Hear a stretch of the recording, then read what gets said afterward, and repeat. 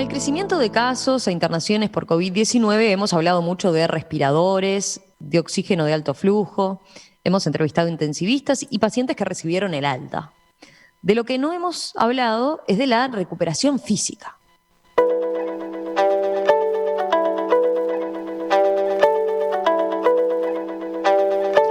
Los que también trabajan tanto en cuidados intensivos como en la posterior recuperación son los fisioterapeutas. Porque recordemos que un riesgo importante en CTI es que el paciente pierda la capacidad de respirar por sí mismo, algo que no tiene tanto que ver con los pulmones, sino con los músculos del diafragma. ¿Qué les parece si hoy conocemos ese aspecto del tratamiento de COVID-19? Bueno, para eso les doy la bienvenida al fisioterapeuta Sebastián Bruces, que pertenece a la Asociación de Fisioterapeutas del Uruguay. Sebastián, ¿qué tal? Un gusto saludarte. ¿Qué tal, Romina? ¿Cómo estás? Muchas gracias por la invitación, un gusto estar acá. Una primera consulta. En tu caso trabajás directamente en el CTI, ¿verdad? Sí, correcto. Me especializo más que nada en el área de CTI con pacientes COVID.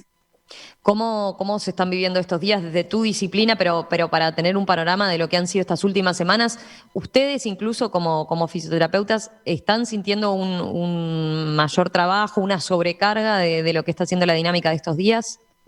Sí, por supuesto, Romina. En realidad está todo el personal sobrecargado, tanto fisioterapia como el resto de las disciplinas. Nosotros atendemos alrededor de unos 6 pacientes por fisioterapeuta, pero ya siendo 4 una cantidad importante, ¿verdad? Si bien no todos los pacientes necesitan atención mientras que están en el CTI, o por lo menos una atención tan directa del fisioterapeuta, sí ya llegando al límite de 4 pacientes nos vemos casi desbordados en lo que es la tarea del día. Uh-huh. ¿Todos los centros de salud cuentan con equipos de fisioterapeutas? Bien, buena pregunta. En realidad, no todos los centros de salud cuentan con fisioterapeutas y algunos que cuentan con fisioterapeutas no los tienen durante toda la jornada laboral. O sea, el Uh-huh. fisioterapeuta va, realiza ciertas técnicas respiratorias o lo que es la parte del aparato locomotor y luego se retira de la sala. Que bueno, eso en realidad puede no ser tan bueno, ya que el fisioterapeuta puede estar también actuando sobre varias situaciones del paciente que van transcurriendo a lo largo de su estancia en el CTI. Y cuanto más tiempo esté, mejor, más fácil de detectarlas y más fácil también de tratarlas. Imagino que para ustedes también ha sido todo un cambio, ¿no? En lo que tiene que ver con el atuendo y cómo trabajar, en el caso de ustedes, que también implica mucho contacto físico, ¿no? Cómo trabajar Sí. con toda esa vestimenta especial, ¿no? Protectora, con eso que nos hemos acostumbrado tanto, ¿no? A verlos como casi astronautas. Sí, totalmente, totalmente. De hecho, nosotros realizamos mucho trabajo físico, y bueno, con toda esa vestimenta y esa protección que tenemos, la verdad que nos hace pasar unos ratos con bastante calor ahí adentro de la sala. También se nos dificulta a veces un poco para hablar mucho con el paciente. Nosotros tenemos mucha relación, mucho trato con el paciente y porque estamos mucho rato también ahí. Entonces, al hablar tanto, a veces nos empieza a faltar el aire y tenemos que disminuir o bajar un poco la parte de esa, ¿viste? Y dar comandos de repente más sencillos, más específicos, más claros, para que, bueno, tener esa reserva de aire que nos está faltando ahí en el momento. Claro. Sebastián, vayamos ahora sí a explicar bien qué trabajo realizan ustedes concretamente con el paciente que está en el CTI, ¿no? Para que tengan una idea los oyentes. Sí, perfecto. A mí me gusta dividirlo en 4 etapas distintas, nuestro Ujú. trabajo, según el estado del paciente, ¿verdad? Una es cuando ingresa el paciente. El paciente ingresa, ya pasó por lo que es una máscara con reservorio, que se llama, que es lo que se pone en sala como terapia de oxígeno, que es una vez que ya no tolera esa máscara, que es la que le puede dar mayor aporte de oxígeno en sala, pasa al CTI y ahí viene lo que vos comentabas recién del OAF, ¿tá? Y de la presión positiva, los ventiladores con presión positiva. Viene el CTI justamente a recibir ese tipo de tratamiento, ¿tá? Entonces nosotros ahí lo que tenemos que hacer es trabajar para mejorar el intercambio gaseoso que tiene, ¿verdad? Que entra oxígeno, sale dióxido de carbono, y en la adaptación del paciente, ¿tá? Que muchas veces presenta fatiga o una frecuencia respiratoria muy alta. Entonces mejoramos a través de técnicas respiratorias la parte esa del acomodo del paciente, que esté bien adaptado, pero también del intercambio gaseoso, que eso es lo que va a prevenir posteriormente una posible intubación, ¿tá? Que eso ya es una maniobra invasiva que requiere que el paciente esté sedado, que esté sedoanalgesiado, y en este caso también se curalizan. En esa primera instancia, nosotros realizamos técnicas en lo posible sin trabajar sobre el paciente, ¿verdad? Nuestras manos no estarían sobre el tórax del paciente, que son, muchas veces usamos técnicas sobre el tórax. En este caso no, porque está en una etapa inflamatoria, en crecimiento, y si nosotros trabajamos sobre un tórax que está inflamado, sobre unos pulmones que están recibiendo una alta cantidad de citoquinas inflamatorias, entonces podemos llegar a empeorar el caso. ¿Ah? Entonces lo que hacemos es usar técnicas en las que el paciente respira de cierta manera, de forma de ventilar los dos pulmones o dirigiendo el aire hacia uno, dependiendo de lo que veamos en la radiografía. Y también usamos lo que es ponerlo de costado o boca abajo, que esas son técnicas que ayudan mucho al intercambio gaseoso. Esa es una primera instancia donde nosotros recibimos y trabajamos al paciente. Si seguimos en la línea de tiempo, suponemos que el paciente termina intubado, ¿verdad? Lo intuban, realizan el procedimiento los médicos. Entonces, en ese caso, nosotros ya la tormenta de citoquinas, la inflamación es tan alta, tan grande, que mucho no trabajamos. Sí realizamos tareas en lo que es el cuidado del paciente en la posición para que ventilen mejor los pulmones, para que no tenga ciertas posiciones que después afecten la parte del aparato locomotor. ¿Sí? En este proceso se usa lo que es la posición en prono, que es la posición boca abajo. ¿Tá? Ahí también tenemos una tarea muy importante. De hecho, todas las tareas las realizamos en equipo, todo el equipo del CTI. Tenemos muy buena comunicación, necesitamos tener buena comunicación para tener buenos resultados. En esta parte que lo ponemos boca abajo, nosotros también tenemos un papel muy importante en el cual verificamos que la posición del paciente sea la indicada y la mejor para que la terapia esta de ponerlo boca abajo tenga los mejores efectos sobre el paciente. ¿Tá? Un ejemplo, por decirlo, al principio de la pandemia hubo un paciente que yo llegaba a la guardia, por ejemplo, saturando 91%, estamos hablando de la saturación normal es de 95, 96 a 100. Saturando 91%, el paciente boca abajo, corriendo simplemente una serie de polifones que le ponemos debajo del paciente, me iba de la guardia con el paciente saturando 97, 98%. Un cambio sustancial. Solo por la posición, decís, por colocarle esto, ¿qué fue lo que dijiste? ¿Qué le colocabas? Son unos polifones que se le ponen por debajo al paciente, que lo elevan un poco de lo que es el colchón para permitir que el abdomen quede libre, y por hacer solamente un cambio de unos pequeños centímetros, el cambio era importantísimo. ¿Tá? Entonces ahí nosotros también tenemos un papel bastante importante, ¿sí? Esa sería una segunda instancia, que nuestra participación es más que nada postural, ¿tá? Y con el paciente no trabajamos tanto. Después tenemos una tercera instancia, que el paciente ya deja de recibir esa cantidad de drogas, deja de recibir lo que es el atracurio, que eso le inhibe cualquier contracción muscular. Entonces nos vemos enfrentados a una atrofia muscular ahora, ¿tá? Por la falta de comunicación a nivel de los nervios. Y el paciente empieza ya a lo que es el proceso de destete del ventilador, que es empezar a desvincularlo del ventilador. Cuanto antes lo saquemos, mejor. Pero esta atrofia afecta a los músculos del aparato locomotor, pero también afecta al diafragma, como tú bien lo decías recién al comienzo. Entonces, acá es donde vamos a trabajar más fuerte. ¿Tá? Acá es donde vamos a empezar a trabajar con el aparato locomotor en general, ¿tá? Porque muchas veces sucede lo que pasa que se llama la neuropatía del crítico, ¿tá? O la cuadriparesia del crítico, que es debido a la alta cantidad de drogas y al tiempo que está en cama el paciente. Una vez que se despierta y se le apagan todas estas drogas, prácticamente que no puede mover ni brazos ni piernas, por así decirlo, ¿tá? Por la atrofia de estos músculos. Entonces, porque lo que se le dio, o sea, eso lo que, entre otros componentes, esa droga tenía, justamente le reduce todo lo que tiene que ver con movilidad y específicamente es lo que ustedes tienen que reactivar entonces.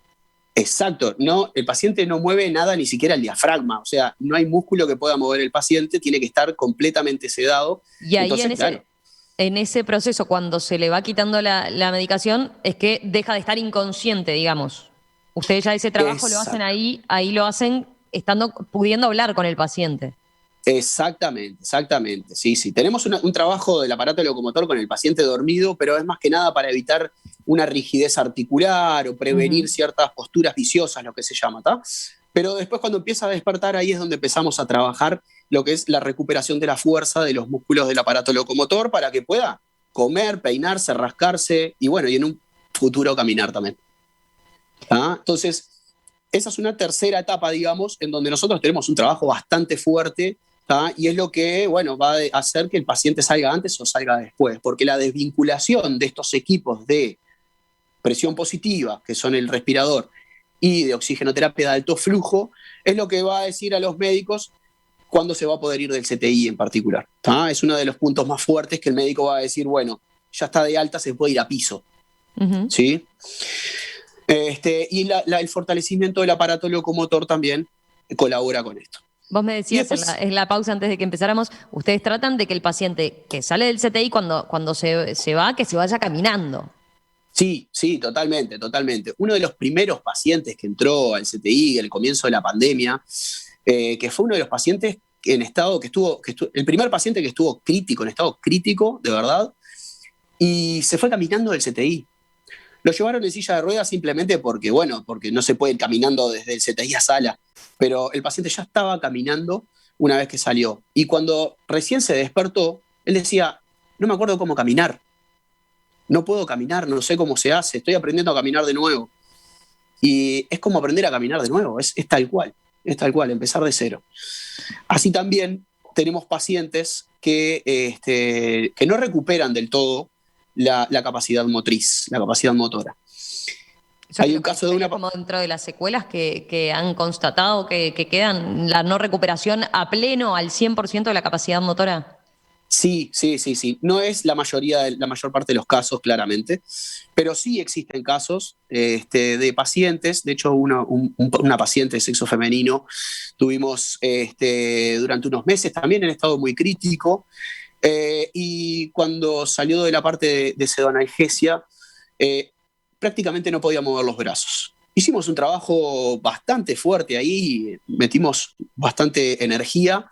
De hecho, en la parte cuando le tocaba merendar, yo no le daba la comida en la boca.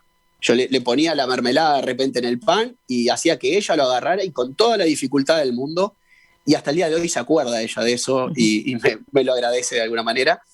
Pero, esto fue, te estoy hablando de hace unos 6 meses aproximadamente. Perdón ahí.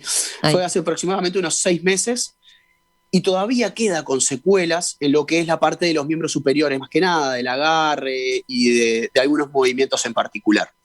Entonces sí, hay algunos pacientes que estarían quedando con secuelas a largo plazo interesantes, importantes. Sebastián, después me ibas a contar una cuarta etapa que definías, ¿no? Cuando el paciente ya en sala, de la sala incluso a el alta domiciliaria, ¿no? A que pase a su casa, digamos. ¿Ahí qué rol cumplen ustedes y cómo trabajan esa parte? Correcto, sí. Todo el entrenamiento que hicimos en una primera etapa, ¿verdad? Cuando el paciente recién ingresa o cuando el paciente en una tercera etapa sale del ventilador, que fue instruir al paciente en cómo respirar, en cómo controlar la respiración, eso es de lo más importante. Después lo tiene que volver a aplicar o lo tiene que seguir aplicando y mejorando en domicilio o en sala. En sala lo que pasa es que también tenemos colegas, tenemos fisioterapeutas que van a atender, entonces como que sería de repente más fácil.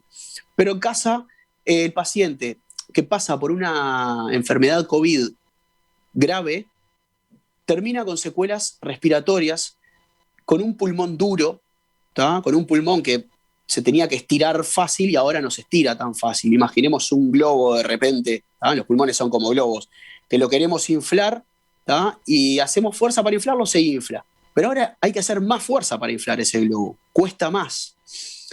El daño que se generó en el pulmón, hay mucho de ese daño que es irreversible. Por lo tanto, hay muchas zonas del pulmón que no van a participar del intercambio gaseoso. Entonces, el paciente, aparte de tener el pulmón duro, va a tener que acostumbrarse a recibir menos oxígeno en sangre.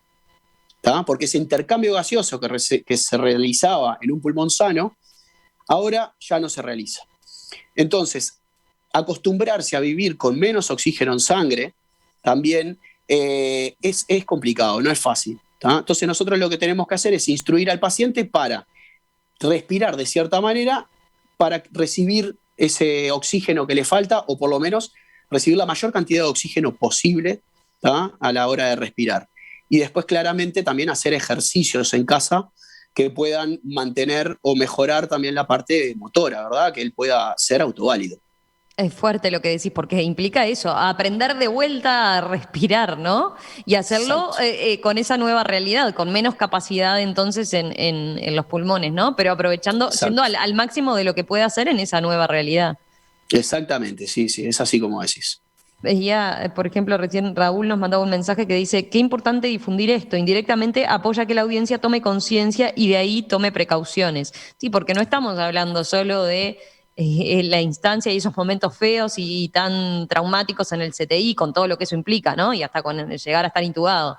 Estamos hablando de un proceso larguísimo donde, Muy como largo. decías, quedan todas estas secuelas, ¿no? Y hay que acostumbrarse a esa nueva realidad.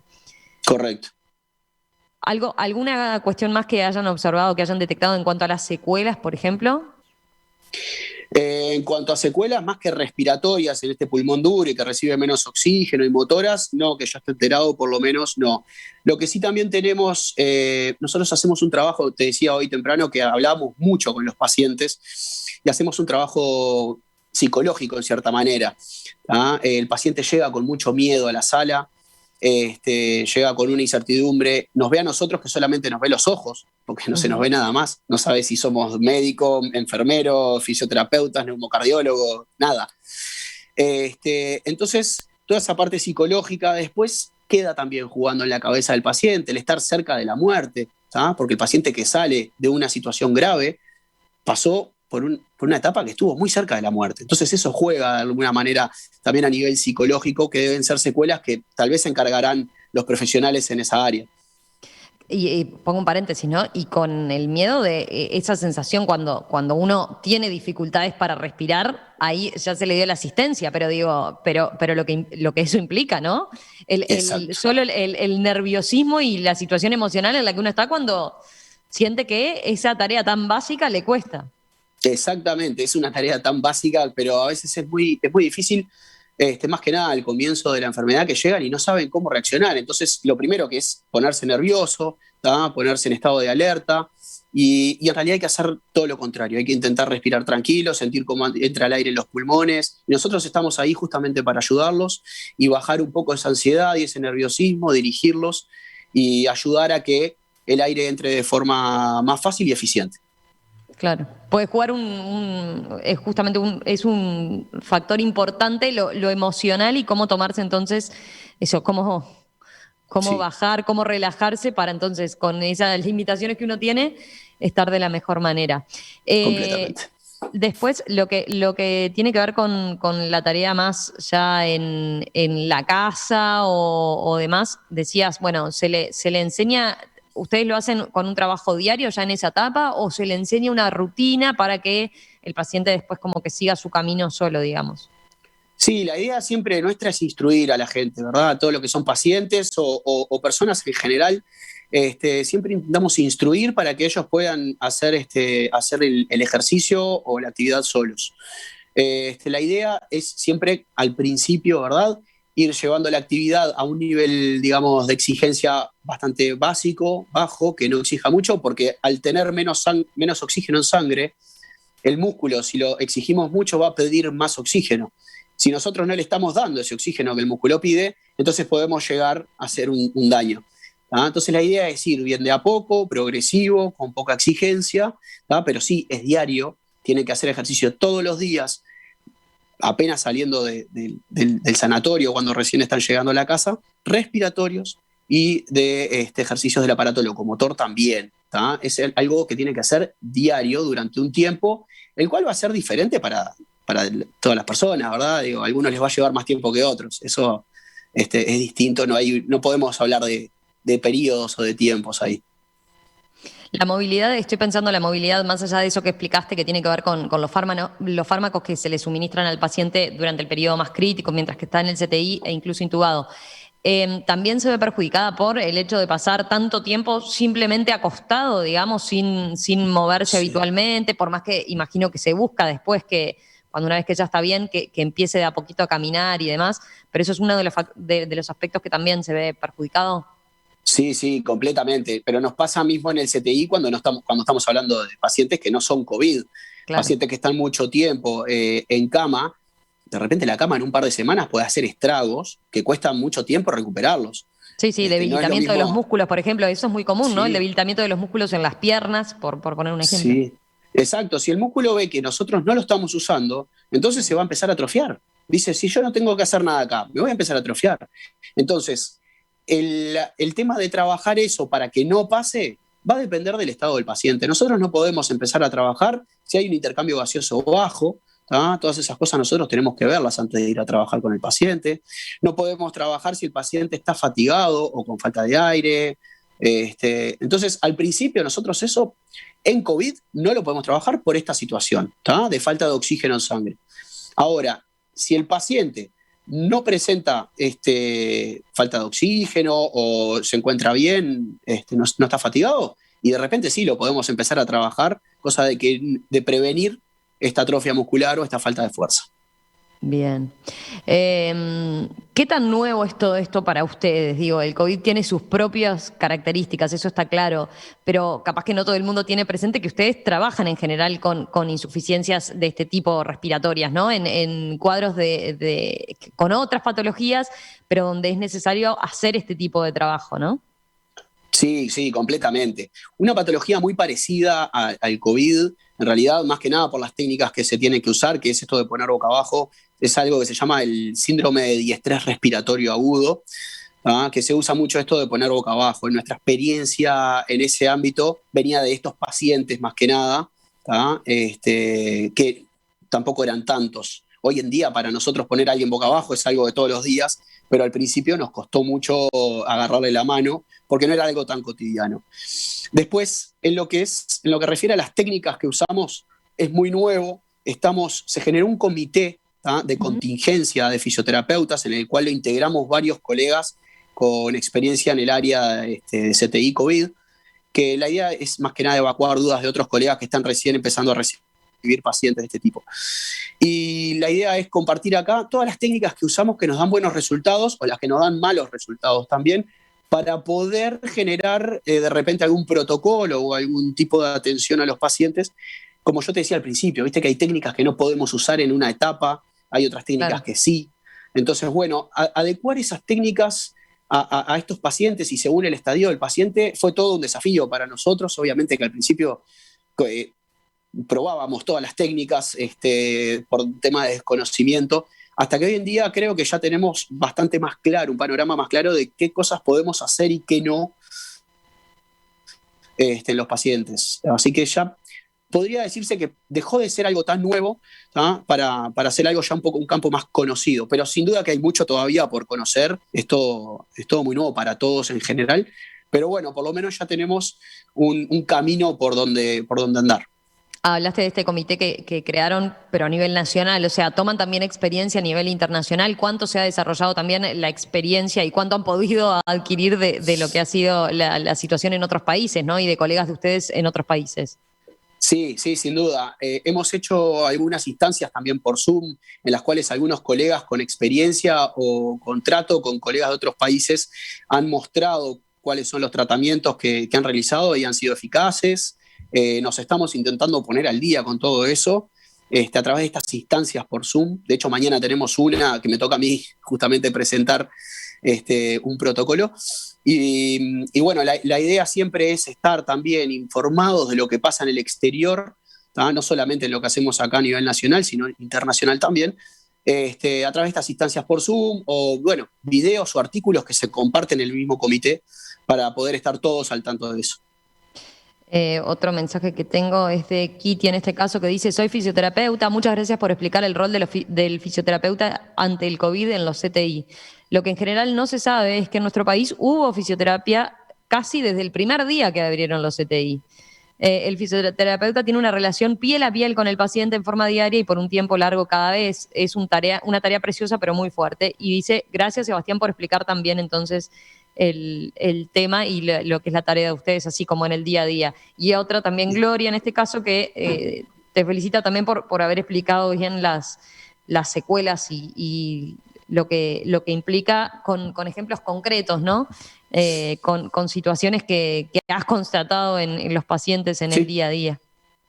Exacto, sí, sí. De hecho, yo soy uno de los que está desde el primer día, desde el día 1, desde el día 0, ahí en el CTI COVID. Y la verdad que, de hecho, en la institución donde trabajo yo, hemos tenido muchos pacientes negativos, falsos, o sea, probables, que al final terminaron siendo negativos. Y eso nos ayudó mucho a lo que es el entrenamiento, en ponerse el equipo, sacarse el equipo, no manipular el equipo adentro, porque hemos cometido errores al principio, enfermería, médicos, nosotros, y al ser negativos ayudó a no contagiarnos. Entonces digo, sí, estuvimos desde el día 0 ahí al firme, a pesar de que habían estudios que decían que la fisioterapia no estaba indicada en estos pacientes. Ah, mira. Exacto. Eso, porque teníamos la idea en general que se trataba de limitar al máximo y bueno, y incluso el contacto con el paciente, el mínimo indispensable y la cantidad de personal de salud que le diera asistencia, tratar de restringirla al máximo por todas esas complicaciones que sabíamos. Decís que acá se optó por tener un criterio un poco más amplio que efectivamente da resultados, por lo visto, ¿no?